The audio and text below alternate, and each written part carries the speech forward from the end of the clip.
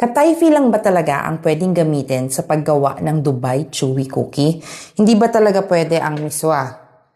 At kung hindi talaga pwede, meron bang ibang mga alternatives na pwedeng i-explore? Let's put it to the test to find out para matulungan ang mga small business owners like you na makagawa ng mas informed na decision patungkol sa production ng trending na product na ito. Tignan natin siya objectively. Ano ba ang sangkap ng katayfi? Paano ba ito ginagawa? At ano ba ang role nito sa Dubai Chewy Cookie? Alam ko na stress ka na kasi pataas ng pataas ang presyo ng katayfi dito sa Pilipinas. Umaabot na ng 2,600 pesos per kilo. Grabe, mas mahal na siya sa pistachio spread na binibili ko na 1,040 pesos per kilo lang. Pero dahil nga may mga nagsasabi na dapat katayfi lang ang gamitin sa Dubai Chewy Cookie na hindi na pwedeng tawagin na Dubai Chewy Cookie kung hindi katayfi ang gagamitin, nape-pressure ang mga small business owners. May mga small business owners na napapahinto na sa pagbebenta, meron naman na nag-a-adjust sila dun sa pistachio component. Yun pa naman yung bida, di ba? Yun yung bida na flavor. 2 days ago, bumili ako ng Dubai Chewy Cookie. Nakabili na ako dito sa vendor na to before and okay naman, masarap siya, lasa siyang pistachio. Pero, nung bumili ulit ako, lasa na lang siyang katayfi. Ang naisip ko doon yun nga, no, nape-pressure na gamitin yung katayfi, pero para hindi naman malugi, in-adjust nila yung pistachio, which is sad. Kasi yun talaga yung bida. Tapos yung iba, gumagawa na lang ng homemade. Which makes more sense kasi madali lang pong gumawa ng katayfi. Ang sangkap niyan, tubig, harina, cornstarch, konting asin, konting asukal, tsaka mantika lang. At around 74 pesos lang po ang magagastos nyo sa ingredients to make 1 kilo. Pero time-consuming po siya. It will take you about 5 hours mula sa paghahalo hanggang sa pagpapalamig para gumawa ng 1 kilo na katayfi. So yun lang ba yung options ng mga small business owners na nagbebenta ng Dubai Chewy Cookie? Either huminto na lang or bawasan yung pistachio o kaya naman gumawa ng homemade. Paano kung meron namang mas madali at mas murang alternative sa katayfi para makatuloy sa pagbebenta, magamit pa rin yung tamang amount ng pistachio at magkaroon pa rin ng kita.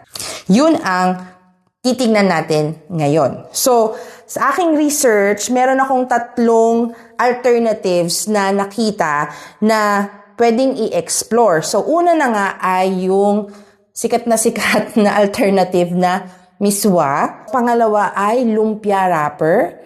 Okay, tinost natin siya tapos crinash.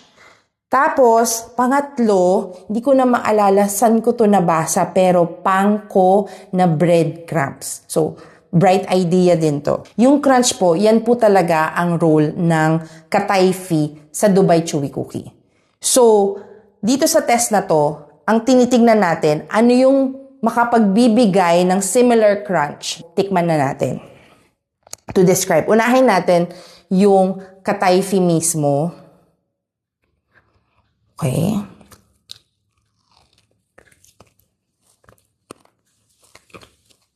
By the way, Biscoff po ang ginamit ko kasi nagkakaubusan na rin po ng pistachio spread.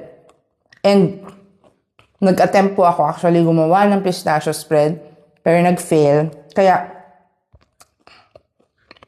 teka lang. Kaya Biscoff na lang po muna. Sakto rin dahil ito rin po yung alternative flavor na ino-offer ng marami. Okay, so katayfi. Close up. Of course, yun nga po, no? Crunchy. Ang katayfi po, parang very, very thin strand siya. So, crunchy siya, pero mararamdaman nyo yung pagiging yung strings na yon, mararamdaman nyo pa rin siya. Okay, next. Miswa. Okay? Controversial po tong miswa na to eh.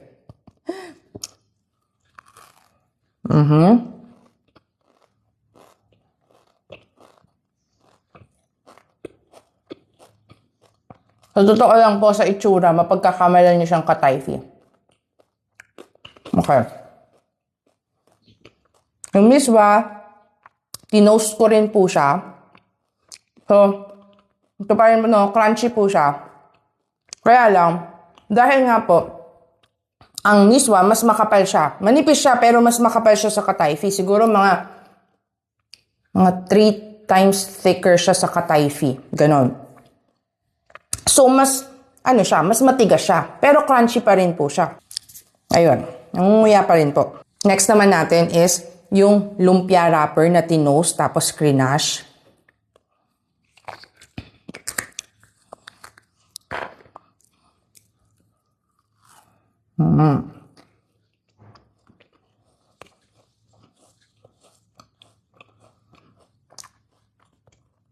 Ganito. Kung sa itsura lang, halos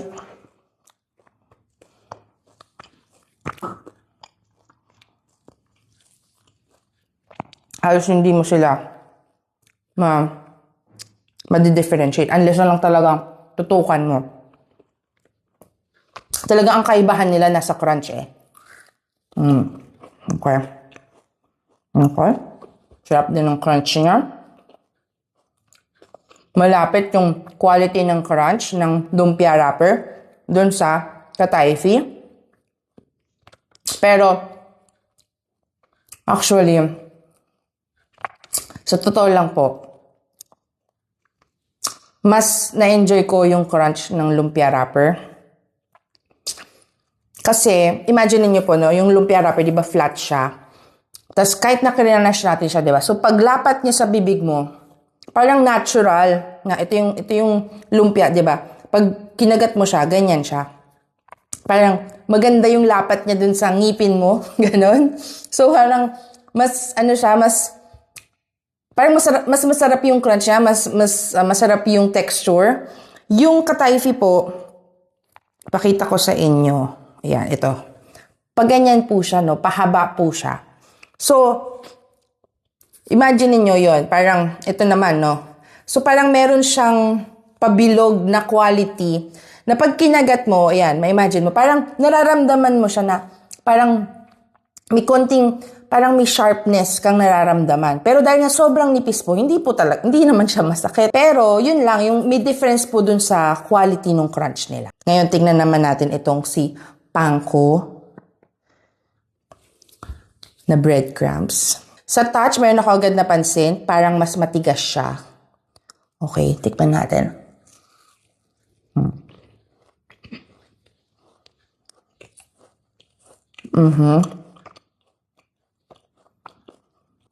Okay. Sarap din yung crunch niya, pero mas maliit.